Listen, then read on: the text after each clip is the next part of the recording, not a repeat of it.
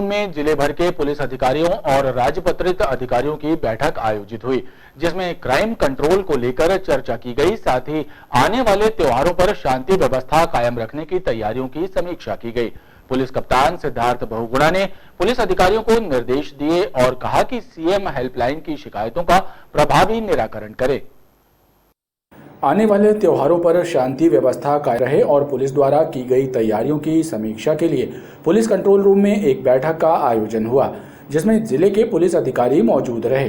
बैठक में crime control को लेकर चर्चा की गई। साथ ही पुलिस को पब्लिक फ्रेंडली बनाने की योजनाओं पर विचार विमर्श किया गया। पुलिस कप्तान सिद्धार्थ बहुगुणा ने अधिकारियों को निर्देश दिए कि सीएम हेल्पलाइन में होने वाली शिकायतों का त्वरित एवं प्रभावी निराकरण सुनिश्चित करें। आगामी समय में जो त्यौहार आ रहे हैं, जैसे कि ईद है, परशुराम जयंती, अक्षय तृतीया है, फिर उसके कुछ समय बाद बुद्ध पूर्णिमा है, और इन सब मुद्दों पर भी चर्चा होगी।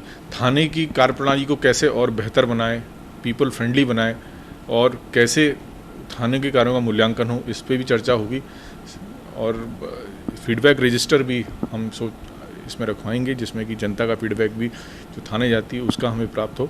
और उसके अलावा सीएम हेल्पलाइन की शिकायतों का त्वरित निकाल हो। 363 के केसेस जिसमें कि जो बच्चियां हैं उनके चले जाने पे या उनके अपहरण होने पे दर्ज होते हैं, उनकी भी समीक्षा की जाएगी। लंबित गुम इंसान, मर्ग, इनकी भी समीक्षा की जाएगी। कुल मिलाकर के ओवरऑल एक पूरे थानों का, एक जिले के अपराध एवं लॉ एंड ऑर्डर की समीक्षा होगी। पुलिस कंट्रोल रूम में आयोजित बैठक में संगीन अपराधों के संबंध में की गई कार्यवाहियों की समीक्षा की गई और बालिकाओं के अपहरण केसों में की गई कार्रवाई की समीक्षा हुई। आने वाले त्योहारों पर शांति व्यवस्था कायम रहे और पुलिस द्वारा किए जा रहे प्रयासों पर भी विचार विमर्श किया गया। कलेक्ट्रेट के बाहर ठेले टपरे लगाकर अतिक्रमण करने वालों को कलेक्टर डॉक्टर इलैयाराजा टी ने फटकार लगाते हुए चेतावनी दी कि जब्ती की कार्रवाई की जाएगी। भीड़ लगाकर आवागमन बाधित करने वालों को भी हटाने के निर्देश दिए। कलेक्ट्रेट परिसर के बाहर अतिक्रमण करके यातायात बाधित करने वालों को कलेक्टर डॉक्टर इलैयाराजा टी ने पहले फटकार लगाई, उसके बाद चेतावनी दी कि यदि बेजा कब्जे नहीं हटाए गए तो सामान जब्ती की कार्रवाई कराई जाएगी। इसे अंतिम चेतावनी समझें।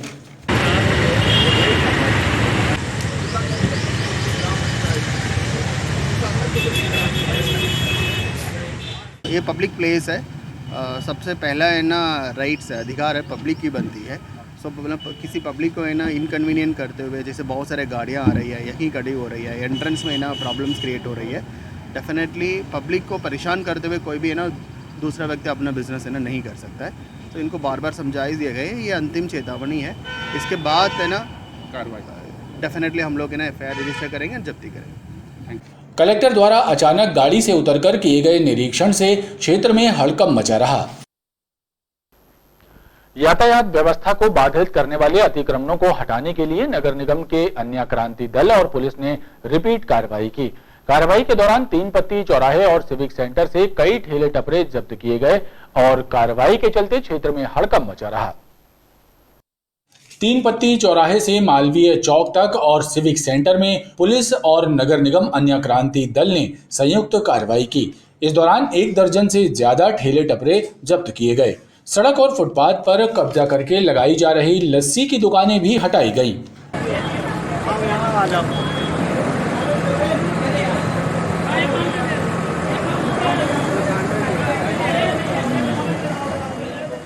पूर्व में सिविक सेंटर में जितने भी ऐसे अतिक्रमण थे जिनकी वजह से यातायात बाधित हो रहा था, पुनः उन्हें व्यवस्थित किया गया है। और इस दौरान ऐसे कुछ लोग जिन्हें पहले समझाइश दी गई थी वो नहीं मान रहे थे, उनके सामान भी जब्त किए गए हैं और सड़क मार्ग से, मुख्य मार्ग से अतिक्रमण हटाने की कार्रवाई की गई। कहाँ की कार्रवाई हुई आज? ये कार्रवाई 3 पत्ती चौक से शुरू होकर अपने सिविक सेंटर के चारों ओर और अपना समदड़िया मॉल के पीछे भी, ठीक। तो ऐसा कंप्लीट हो करके हमारी कार्रवाई अब पुनः 3 पत्ती चौक में खत्म होगी। अतिक्रमण विरोधी कार्रवाई के दौरान सिविक सेंटर मार्केट के कॉरिडोर भी खाली कराए गए। कार्रवाई के चलते क्षेत्र में हड़कंप मचा रहा। राष्ट्रीय शहरी आजीविका मिशन यानी NULM के तहत प्रशिक्षण देने वाली निजी संस्थाएं गफलतबाजी कर रही हैं। ऐसी ही एक संस्था की शिकायत नगर निगम मुख्यालय पहुंची, जहां छात्र छात्राओं ने बताया कि ट्रेनिंग नहीं दी जा रही है और संस्था बोगस कार्यक्रम चला रही है। NULM के तहत सरकार द्वारा भारी भरकम रकम अदा करके युवाओं को निजी संस्थाओं से ट्रेनिंग दिलाई जाती है ताकि युवाओं को रोजगार प्राप्त हो सके, लेकिन कई संस्थाएं इसमें भ्रष्टाचार कर रही हैं। कागजों पर ट्रेनिंग अभियान चलाए जा रहे हैं। नगर निगम मुख्यालय पहुंचे इन छात्र छात्राओं ने कमिश्नर आशीष वशिष्ठ से शिकायत की है कि आधारताल स्थित ट्रेनिंग सेंटर में गफलतबाजी हो रही है। हम यहाँ पे अपनी जो प्रशिक्षण हो रहा था हमारा सरकारी प्रशिक्षण NULM के तहत, वह हमें अर्केड क्राफ्ट प्राइवेट लिमिटेड जो कि यश नर्सरी आधारताल में स्थित स्कूल में किया जा रहा है, वह हमें वहाँ से सही नहीं कराया गया। 3 महीने का कोर्स था, आज हमें 5 महीने हो चुके हैं। हमें ना तो सर्टिफिकेट दिया गया है और ना ही हमें प्लेसमेंट दिया गया। आज हमें ये बताने आए कि हमें आखिरी में ये बोला जा रहा है कि आप खुद अपना प्लेसमेंट लेटर वहाँ पे लेके आएँ और जमा करें, जबकि प्लेसमेंट देने की जिम्मेदारी खुद कंपनी की है। हम आज यहाँ पे नगर निगम आयुक्त को ये कंप्लेन करने आए हैं कि हमें 3 महीने का हमें प्रशिक्षण दिया जाना था, वो प्रशिक्षण भी हमें अच्छे से नहीं दिया गया। 6 घंटे का शासन को बताकर हमें 4 घंटे का प्लेसमेंट दिया गया है, 4 घंटे का प्रशिक्षण दिया गया है। उसके अलावा ना हमें सर्टिफिकेट दिया जा रहा है, ना वहाँ एग्जाम्स हो रहे हैं और ना प्लेसमेंट हो रही है। तो इससे संबंधित आज हम नगर निगम आयुक्त को ये कंप्लेन करने आए थे कि इन्हें आगे का एक भी भुगतान न दिया जाए। बहरहाल NULM के तहत फर्जी ट्रेनिंग का एक मामला अभी जांच में चल ही रहा है और दूसरा प्रकरण सामने आ गया है जो भ्रष्टाचार की पोल खोल रहा है। ऐसी संस्थाओं के खिलाफ सख्त कार्रवाई होना जरूरी है ताकि सरकार की योजनाओं को पलीता न लगाया जा सके। अमखेरा मुख्य मार्ग पर स्थित 4.5 करोड़ रुपए कीमत की 2.5 एकड़ सरकारी भूमि को भूमाफिया आकिब अंसारी के चंगुल से मुक्त कराया गया। जिला प्रशासन और पुलिस द्वारा की गई इस कार्रवाई से क्षेत्र में हड़कंप मचा रहा। गौरतलब है कि आकिब अंसारी पहले से ही जेल में बंद है। भूमाफियाओं के खिलाफ चल रहा अभियान लगातार जारी है। इसी कड़ी में जिला प्रशासन, नगर निगम और पुलिस ने संयुक्त कार्रवाई करते हुए अमखेरा में 2.5 एकड़ शासकीय भूमि को मुक्त कराया। अधिकारियों के मुताबिक भूमाफिया आकिब अंसारी द्वारा करीब 4.5 करोड़ रुपए कीमत की सरकारी जमीन पर कब्जा करके प्लाटिंग की जा रही थी, लिहाजा बुलडोजरों की मदद से प्लाटिंग स्ट्रक्चर तोड़ा गया।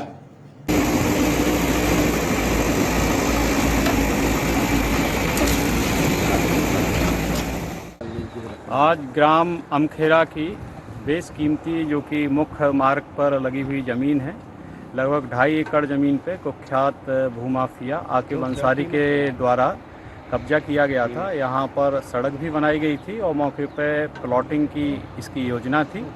भूमि शासकीय नजुल भूमि है और यहाँ पे प्लॉटिंग के कुछ स्ट्रक्चर थे जिन्हें कि आज की कार्रवाई में माननीय कलेक्टर महोदय के निर्देशों पर यहाँ पे गिराया गया है और लगभग 4.5 करोड़ रुपए की बहुमूल्य जो बेशकीमती शासकीय भूमि है, आज उसको माफिया आकिब अंसारी के कब्जे से मुक्त कराया गया है।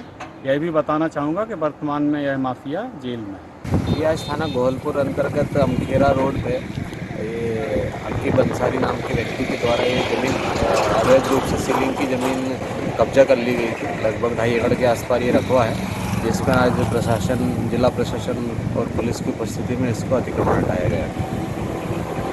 आरोपी आकिब अंसारी पहले से ही जेल में बंद है। कार्रवाई के चलते क्षेत्र में हड़कंप मचा रहा। संदिग्ध हालत में घूमते हुए एक युवक को पकड़कर हिंदू धर्म सेना के सदस्यों ने सिविल लाइन पुलिस के हवाले कर दिया। पकड़े गए युवक के पास से 7 सिमें और 4 मोबाइल जब्त किए गए हैं। पुलिस मामले की छानबीन में जुट गई है। हिंदू धर्म सेना के सदस्यों ने बताया कि कैंट क्षेत्र में घूम रहे एक संदिग्ध युवक को पकड़कर उन्होंने पुलिस के हवाले किया है। शंका है कि युवक किसी गंभीर वारदात को अंजाम देने के लिए बिहार से जबलपुर आया है। इसके पास से 7 सिमें और 4 मोबाइल जब्त किए गए हैं। आज हम लोग को एक सूचना मिली कि एक लड़का जो कि पुलिस लाइन के अंदर घूमता हुआ दिखा। हम लोग को सूचना मिली कि ये किसी को किडनैप करने आया हैगा। तो उस सूचना के आधार पर हम लोग ने उससे पूछताछ करी कि कहाँ का है। उसके पास 2 आईडी लिख ली, 7 सिमें लिख ली, एक 2-3 ब्लेडें थी उसके पास, एक कटर था। और हम लोग ने वहाँ पर सूचना दी टीआई साहब को, सिविल लाइन, जिसमें कि मौके दल पे पुलिस दल पहुँचा। अब वो लड़के को हम लोग ने पकड़ के पुलिस के सुपुर्द किया है, थाने में लाए हैं। पुलिस का कहना है कि मामले की छानबीन की जा रही है। मौके पर जाके हम लोगों ने उस व्यक्ति से पूछताछ करी है, तो नाम अपना वो चंदन गुप्ता बता रहा है, बिहार का रहने वाला बता रहा है, जो गुजरात में नौकरी करता है और किसी से मिलने यहाँ पे आया था। तो इसी संबंध में अभी उससे पूछताछ की जा रही है। उसकी आईडीज़ वाईडीज़ अभी पुलिस ने चेक करी है और आगे जो जानकारी होगी उस हिसाब से हम इसमें कार्रवाई करेंगे। हाँ, एक उसके पास 2-3 सिम रखा हुआ है और पूछने पर बता रहा है कि मैं डेटा यूज़ करने के लिए सिम खरीदता हूँ और फिर डेटा ख़त्म होने के बाद भेज देता हूँ। तो इस संबंध में और जानकारी हम एकत्रित करके और फिर कार्रवाई करेंगे, अवगत कराएंगे आप लोगों को। सर आईडी वगैरह भी? आईडी तो अभी मिला ही है, तो आईडी में इसका नाम चंदन गुप्ता और पिता श्याम नारायण गुप्ता पाया गया है। और इसके घर वालों से भी हमारी बातचीत, हमने फ़ोन में इसके परिजनों से भी बातचीत करने के, संपर्क करने का प्रयास कर रहे हैं। पुलिस का कहना है कि जांच के बाद ही इस नतीजे पर पहुंचा जा सकता है कि युवक किसी घटना को अंजाम देने जबलपुर आया है या बेकसूर है। टोल प्लाजा माफिया और जालसाज अमित खम्परिया की करतूतें लगातार पुलिस के सामने आ रही हैं। अब मदन महल आमनपुर के रहने वाले एक व्यक्ति ने अमित खम्परिया के विरुद्ध जालसाजी की शिकायत एसपी जबलपुर से की है। आवेदक का आरोप है कि उसने अमित खम्परिया के कहने पर वर्ष 2017 में Madan Mahal station cycle stand के ठेके के लिए अपनी प्रॉपर्टी के दस्तावेज बैंक गारंटर के तौर पर लगाए थे, लेकिन जालसाज अमित खम्परिया ने इन दस्तावेजों का दुरुपयोग किया और टोल प्लाजा में दस्तावेजों का उपयोग कर उससे धोखाधड़ी की। पुलिस अधीक्षक ने शिकायत की जांच के निर्देश दिए हैं और आवेदक को भरोसा दिलाया है कि शिकायत की जांच कर जो भी वैधानिक कार्रवाई होगी की जाएगी। मैंने बैंक गारंटी के लिए मदन महल साइकिल स्टैंड के लिए बैंक गारंटी दी थी। वो बैंक गारंटी बैंक मैनेजरों की साठगांठ से अमित खम्परिया ने हमारे साथ धोखाधड़ी की। उनने पूरे पेपर वहाँ टोल प्लाजा में, जबलपुर टोल में वो संलग्न कर दी और बैंक में जाने पर, बार बार जाने पर उन लोग ना जवाब दे रहे हैं, ना कागज़ की कार्रवाई करने वो पेपर दे रहे हैं हमारे, और बार बार जाते हैं, बोलते बस बाद में आना ये करते हैं। अभी आप लोग बैंक गए थे, बैंक क्या हुआ? उनने साइन करने से इनकार कर दिया। हम एसपी ऑफिस जा रहे हैं, कलेक्टर ऑफिस जा रहे हैं, आपकी कंप्लेंट करेंगे। तो उनने सीधा बोल दिया कि जिसको जहाँ करना कर दो, हमारा कुछ नहीं होता, हम बैंक के अंदर हैं। उनने हमारी बगैर जानकारी के मैनेजरों की साठगांठ से और टोल प्लाजा में लगा दी है और जबलपुर टोल में लगा दी है, और हमारी सिर्फ bank guarantee Madan Mahal cycle stand के लिए है। वो कॉपी हमने संलग्न कर दी है, वो हाँ एसपी ऑफिस में हमने दे दी है।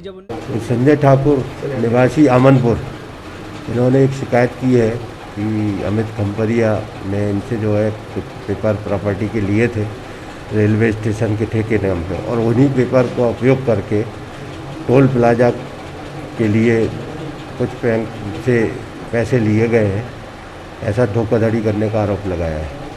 इसकी शिकायत प्राप्त हुई है, जो डीएसपी आर ग्रामीण द्वारा इसकी जांच की जाएगी। जांच उपरांत वैधानिक कार्रवाई की जाएगी।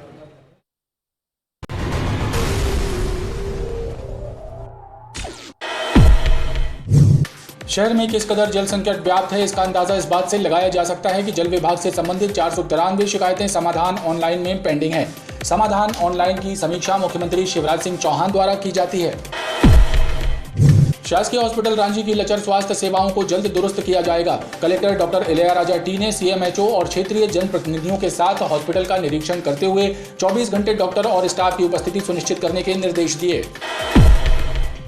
भगवान की भक्ति के जरिए भारतीय संस्कृति को समृद्ध करने वाले संत सेन जी महाराज की 722वीं जयंती श्रद्धा पूर्वक मनाई गई। सेन समाज ने दमोना का क्षेत्र में कलश यात्रा निकालकर धर्म जागरण की अलग जगह दी। रानी दुर्गावती विश्वविद्यालय के एक प्रोफेसर और उनकी पुत्री के संयुक्त बैंक खाते से साइबर ठगों ने 2 लाख रुपए की ठगी कर दी। इस मामले की शिकायत उन्होंने संबंधित बैंक में की। खास बात यह है कि ठगी होने के पहले प्रोफेसर और उनकी पुत्री ने बैंक के हेड ऑफिस और स्थानीय शाखा में आवेदन देकर खाता ब्लॉक करने की सूचना दी थी। बावजूद इसके जालसाजों ने ठगी की वारदात को अंजाम दे दिया। बैसाख माह में पवित्र नदियों में स्नान करने का बड़ा महत्व होता है। हिंदू धर्म में ऐसी मान्यता है कि बैसाख के महीने में पवित्र नदियों में स्नान कर पूजन अर्चन और दान करने से मोक्ष की प्राप्ति होती है। नौदरा ब्रिज के पास सड़क धसकने से हुआ गड्ढा 1 महीने बाद भी ज्यों का त्यों बना हुआ है। नगर निगम के लोक निर्माण विभाग को शायद यहां किसी बड़े हादसे का इंतजार है।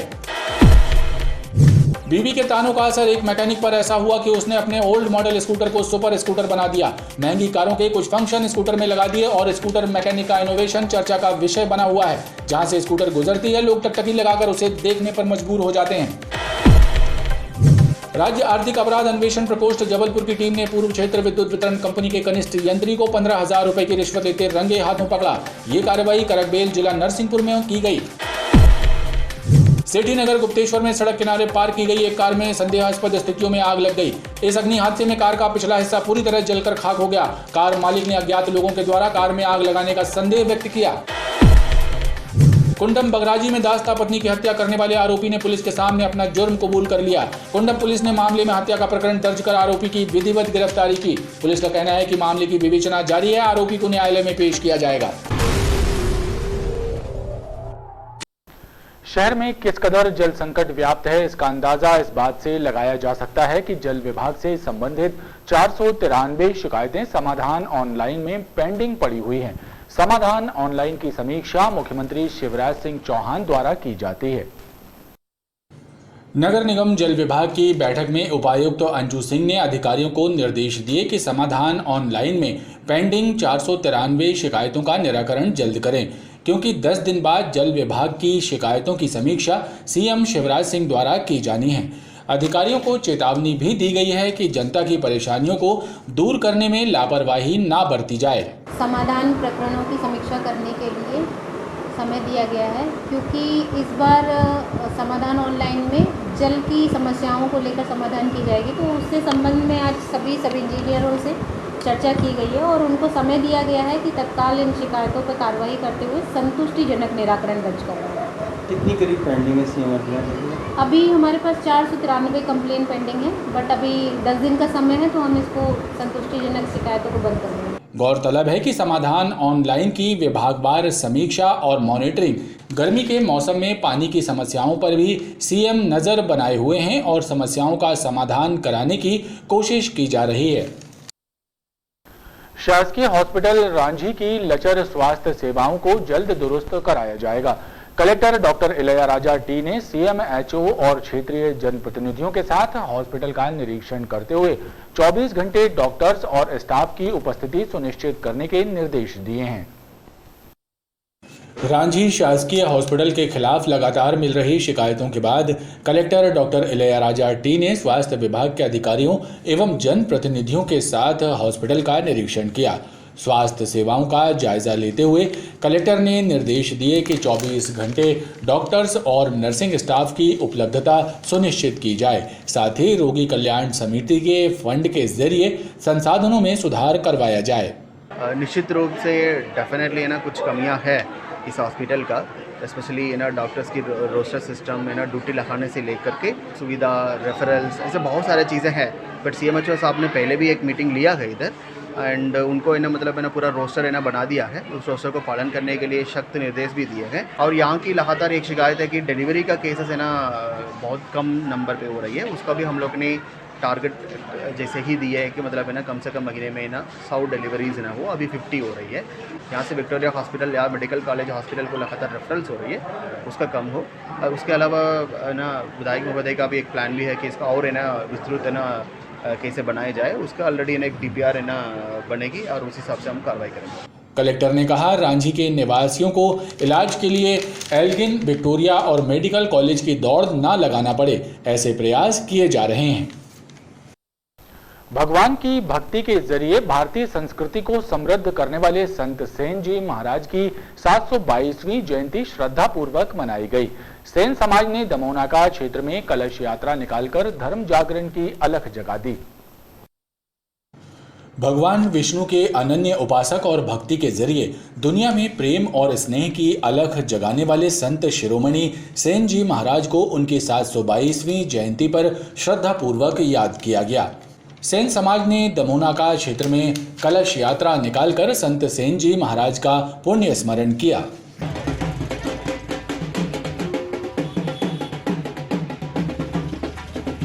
सात 722वीं जयंती बड़े हर्षोल्लास के साथ मना रहे हैं। आज हम लोग कलश यात्रा निकाल रहे हैं, महा आरती और पूजन का कार्यक्रम, इसके अलावा महाप्रसाद एवं महाभंडारे का आयोजन किया गया है। आयोजन के जरिए नई पीढ़ी को संत सेन जी महाराज के जीवन वृत्तांतों से अवगत कराया गया। रानी दुर्गावती विश्वविद्यालय के एक प्रोफेसर और उनकी पुत्री के संयुक्त बैंक खाते से साइबर ठगों ने 2 लाख रुपए की ठगी की है। इस मामले की शिकायत उन्होंने संबंधित बैंक में की है। खास बात यह है कि ठगी होने के पहले प्रोफेसर और उनकी पुत्री ने बैंक के हेड ऑफिस और स्थानीय शाखा में आवेदन देकर खाता ब्लॉक करने की सूचना दी थी। बावजूद इसके जालसाजों ने ठगी की वारदात को अंजाम दे दिया। रानी दुर्गावती विश्वविद्यालय के प्रोफेसर और HRDC के डायरेक्टर प्रोफेसर कमलेश मिश्रा और लखनऊ में रहने वाली उनकी पुत्री रोहिणी शुक्ला के संयुक्त बैंक खाते से जालसाजों ने UPI के माध्यम से 2 लाख रुपए निकाल लिए। प्रोफेसर कमलेश मिश्रा और उनकी पुत्री का संयुक्त खाता इंडियन बैंक की विश्वविद्यालय ब्रांच में है। खाते से 1-1 लाख रुपए 2 बार में दूसरे खातों में ट्रांसफर किए गए हैं। साथ ही इन रुपए से ऑनलाइन शॉपिंग भी की गई है। प्रोफेसर कमलेश मिश्रा की माने तो जालसाजों ने पहले उनकी पुत्री के मोबाइल नंबर पर फोन किया था और उसके बाद मैसेज में उसे लिंक भेजकर ठगी की इस वारदात को अंजाम दिया। खास बात यह है कि जालसाजी का अंदेशा होने पर उनके द्वारा ठगी होने के पहले बैंक को आवेदन देकर अपना खाता ब्लॉक करने की सूचना भी दी गई थी। इसके बाद भी उनके बैंक खाते से जालसाज ठगी करने में कामयाब हो गए। एक मैसेज आया बिटिया के अकाउंट में कि आपका पिन कोड गलत है। हमने इंडियन बैंक के मैनेजर साहब को तत्काल भेजा और उन्होंने मुझे एक टोल फ्री नंबर दिया। उस नंबर पे लखनऊ से हमारी बिटिया श्रीमती रोहिणी शुक्ला ने टोल फ्री पे बात किया और ये बोला कि हमारा कार्ड ब्लॉक कर दीजिए और हमारे सारे ट्रांजैक्शंस ब्लॉक कर दीजिए। इस तरह का एक फ्रॉड होने का मुझे अंदेशा है। UPI के माध्यम से जो 26 तारीख को 1 लाख और 27 तारीख को 1 लाख का हुआ है, उसको आज पता चला जब उसके मोबाइल पे मैसेज आया UPI का। इंडियन बैंक के अथॉरिटीज़ से भी ये मेरी मांग है कि ये 2 लाख रुपए वो कैसे रिक्यूब कराते हैं, ये उनकी जवाबदारी है। क्योंकि ऑफिशियली फ्रॉड होने के पहले सारे ट्रांजैक्शंस को ब्लॉक करने के लिए कहा गया था और मुझे बताया गया कि ब्लॉक हो गया है। जालसाजों के इस मामले की शिकायत प्रोफेसर ने बैंक प्रबंधन से की है, जिसके बाद बैंक प्रबंधन ने मामले की जांच करने और जिन खातों में रुपए ट्रांसफर हुए हैं उन्हें होल्ड कराने की बात कही है। सर, हमने जो है अपने हेड ऑफिस में साइबर फ्रॉड डिपार्टमेंट को मेल कर दिया है। उन लोग अलग अलग बैंकों की डिटेल हमको दे रहे हैं, फिर हम उन बैंकों में मेल करके उन अकाउंट्स में होल्ड लगवा रहे हैं कि जहाँ ये पैसा गया हुआ है। इधर जालसाजों का शिकार हुए प्रोफेसर कमलेश मिश्रा का कहना है कि इस मामले की शिकायत वो संबंधित थाने और पुलिस अधीक्षक जबलपुर से भी कर रहे हैं। वैशाख माह में पवित्र नदियों में स्नान करने का बड़ा महत्व होता है। हिंदू धर्म में ऐसी मान्यता है कि वैशाख के महीने में पवित्र नदियों में स्नान कर पूजन अर्चन और दान करने से मोक्ष की प्राप्ति होती है। इस धार्मिक मान्यता के अनुसार श्रद्धालु मां नर्मदा के तटों पर पहुंचकर पुण्य स्नान कर लाभ अर्जित कर रहे हैं। पवित्र माह वैसाख में मां नर्मदा तट ग्वारी घाट में श्रद्धालुओं का तांता लग रहा है। धार्मिक मान्यताओं के अनुसार श्रद्धालु मां नर्मदा के तटों पर जाकर मां नर्मदा में स्नान, पूजन और दान कर धर्म लाभ अर्जित कर रहे हैं। पुण्यकारी माह वैसाख में पवित्र नदियों में स्नान का बहुत ही महत्व है। हिंदू धर्म ग्रंथों के अनुसार वैसाख माह में पवित्र नदियों में स्नान करने और पूजन अर्चन करने, दान करने से मोक्ष की प्राप्ति होती है। नहाने आए हैं, स्नान करने, कथा करने हैं, कथा कर रहे हैं, सब पूरे परिवार के लोग आए हैं। कौन सा माह चल रहा है? वैशाख का महीना है। वैशाख बड़ा महत्व दिन होता है। पुरुषोत्तम महीना कहलाया जाता है। इसमें कथा से पूजन जो भी होता है सब अच्छा होता है। इसलिए नर्मदा जी में आए हैं और कथा पूजन का कार्यक्रम रखे हैं। वैसाख स्नान हनुमान जयंती चैत्र पूर्णिमा से बुद्ध पूर्णिमा वैसाख पूर्णिमा तक किया जाता है। नौदरा ब्रिज के पास सड़क धंसकने से हुआ गड्ढा 1 महीने बाद भी ज्यों का त्यों बना हुआ है। नगर निगम के लोक निर्माण विभाग को शायद यहां किसी बड़े हादसे का इंतजार है। नौदरा ब्रिज के पास लापरवाही पूर्वक किए गए सीवर लाइन कार्य के दौरान नाले का लेंटर टूटकर गिर गया, जिसकी वजह से एक बड़ा गड्ढा सड़क पर हो गया। इस गड्ढे को हुए 1 महीने से ज़्यादा का समय बीत गया, लेकिन अब तक नगर निगम द्वारा इसका सुधार कार्य नहीं करवाया गया। शायद अधिकारियों को यहाँ किसी बड़े हादसे का इंतजार है। लेकिन ये जो नाला यहाँ टूटा हुआ है ये काफ़ी ख़तरनाक है। कभी किसी की गाड़ी चली जाए, कभी कोई चले जाए, कुछ हो जाए, कोई भी दुर्घटना घट सकती है। ये तो नगर निगम का काम है और इनको जल्दी बनवाना चाहिए ताकि लोगों को सुरक्षा का भावना पैदा हो। यहाँ गाड़ियाँ कोई खड़ी नहीं कर सकते हैं, रोड में गाड़ी लगानी पड़ती है, सब बातें रहती है ना। आसपास के व्यापारियों का कहना है कि किसी भी दिन यहाँ बड़ी दुर्घटना हो सकती है। नाली का लेंटर किसकी लापरवाही से टूटा, इस बात की भी जांच होनी चाहिए। बीवी के तानों का असर एक मैकेनिक पर ऐसा हुआ कि उसने अपने ओल्ड मॉडल स्कूटर को सुपर स्कूटर बना दिया। महंगी कारों के कुछ फंक्शन स्कूटर में लगा दिए। स्कूटर मैकेनिक का इनोवेशन चर्चा का विषय बना हुआ है। जहां से स्कूटर गुजरती है, लोग टकटकी लगाकर उसे देखते हैं। बीवी के तानों का असर एक स्कूटर मैकेनिक पर इस कदर हुआ कि उसने अपने स्कूटर का हुलिया ही बदल दिया। महंगी कार की भांति स्कूटर में टीवी लगा दिया और बैक एवं फ्रंट कैमरा लगा हुआ है। एलईडी लाइट से जगमगाती ये स्कूटर जन आकर्षण का केंद्र बनी हुई है। मोटर मैकेनिक का इनोवेशन लोगों को पसंद आ रहा है।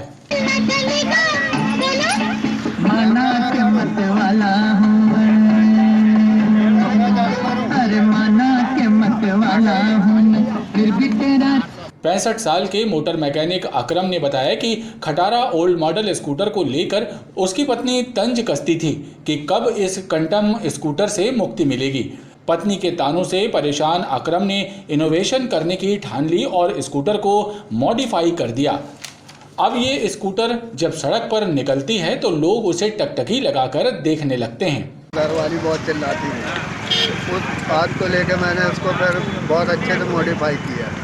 फिर इसमें टीवी लगा दिया, बैक कैमरा लगा दिया, गाड़ी में लाइट फंक्शन बिल्कुल जैसे पक्की सस्ती है उस तरीके से सजा दिया। मैकेनिक का इनोवेशन लोगों को पसंद आ रहा है। कुछ लोगों का कहना है कि पुराने वाहनों को कंडम समझकर कबाड़ में बेचने से अच्छा है कि इसी तरह के प्रयोग किए जाएं। राज्य आर्थिक अपराध अन्वेषण प्रकोष्ठ जबलपुर की टीम ने पूर्व क्षेत्र विद्युत वितरण कंपनी के कनिष्ठ यंत्री को 15,000 रुपए की रिश्वत लेते रंगे हाथों पकड़ा है। ये कार्रवाई करकबेल जिला नरसिंहपुर में की गई है। इस कार्रवाई के बाद ईओडब्ल्यू की टीम ने कनिष्ठ यंत्री के बीटी तिराहा गढ़ा स्थित आवास पर भी दबिश देकर जांच शुरू कर दी है। राज्य आर्थिक अपराध प्रकोष्ठ जबलपुर की टीम ने पूर्व क्षेत्र विद्युत वितरण कंपनी के कनिष्ठ यंत्री वीरेंद्र सिंह चौहान को 15,000 रुपए रिश्वत लेते रंगे हाथों पकड़ लिया। ईओडब्ल्यू की टीम ने ये कार्रवाई नरसिंहपुर जिले के करकबेल में की। ईओडब्ल्यू के पुलिस अधीक्षक देवेंद्र प्रताप सिंह राजपूत को बरगी नरसिंहपुर निवासी जगदीश सिंह राजपूत ने शिकायत दी थी कि उसका करकबेल में खेत है। उसके खेत से कुछ डोरी जब्त की गई थी, जिसका प्रकरण बनाया गया था। इस प्रकरण को खत्म करने के लिए कनिष्ठ यंत्री ने 15,000 रुपए रिश्वत की मांग की है। एसपी ईओडब्ल्यू देवेंद्र प्रताप सिंह राजपूत के निर्देश पर डीएसपी ईओडब्ल्यू मंजीत सिंह और उनकी टीम ने कार्रवाई करते हुए कनिष्ठ यंत्री वीरेंद्र सिंह चौहान को रिश्वत लेते रंगे हाथों पकड़ लिया। आवेदक जगदीश सिंह को दिनांक 24/4/22 को ही रिकॉर्डर देकर ये कहा गया था कि उसमें लेन देन से संबंधित बातचीत की रिकॉर्डिंग करें, जिसे रिकॉर्डर दिया जाकर एक शैडो गवाह भी साथ में भेजा गया था, जिसके द्वारा दिनांक 25/4/2022 को रिश्वत संबंधित बातचीत रिकॉर्ड की गई थी। रिकॉर्ड कर सत्यापन करने पर दिनांक 26/4/2022 को जीरो पर अपराध पंजीबद्ध कर आज दिनांक 27/4/2022 को एमपीबी के कार्यालय आकर रिश्वत 15,000 की रिश्वत लेते हुए रंगे हाथों पकड़ा गया। इस कार्रवाई के बाद ईओडब्ल्यू की टीम ने कनिष्ठ यंत्री के बीटी तिराहा स्थित घर पर भी छापामार कार्रवाई की। इस कार्रवाई से हड़कंप मचा हुआ है। सेठी नगर गुप्तेश्वर में सड़क किनारे पार्क की गई एक कार में संदेहास्पद स्थितियों में आग लग गई। इस अग्नि हादसे में कार का पिछला हिस्सा पूरी तरह जल गया। कार मालिक ने अज्ञात लोगों के द्वारा कार में आग लगाने का संदेह व्यक्त किया है। इस मामले की शिकायत गोरखपुर थाने में दर्ज कराई गई है। सेठी नगर गुप्तेश्वर में एक घर के बाहर सड़क किनारे पार्क की गई एक कार में संदेहास्पद स्थितियों में आग लग गई। इस अग्नि हादसे में कार का पिछला हिस्सा पूरी तरह जल गया। कार मालिक संतोष जायसवाल ने बताया कि देर रात उनकी आर्टिगा कार के पिछले टायर के फटने की आवाज आई। जब वो लोग बाहर निकले तो टायर में आग लगी हुई थी। आग ने धीरे धीरे विकराल रूप धारण कर लिया और आग से कार का पिछला हिस्सा पूरी तरह जल गया। कार मालिक ने शंका जाहिर की है कि किसी के द्वारा षड्यंत्र पूर्वक कार में आग लगाई गई है। कि आवाज़ आई टायर फूटने की, तो घर से बाहर आए, देखे तो आर्टिका में आग लगी हुई थी। अब पानी डाल के बुझाने पे फायर ब्रिगेड फ़ोन किए, बुझाते बुझाते जब तक फायर ब्रिगेड भी आ गई तो गाड़ी आग बुझा दी गई। पीछे के लेफ्ट वाले टायर से आग पकड़ी है, जो कि लगाई गई है आग, क्योंकि अपने आप आग लगने का कोई चांस ही नहीं है। सब किसी बाजू में दुकान है जिनकी, उन्हीं से एक दिन बहस बोलते हैं कि हम देखते हैं तू गाड़ी कैसे खड़ी करता है, उन्हीं से बहस हुई थी।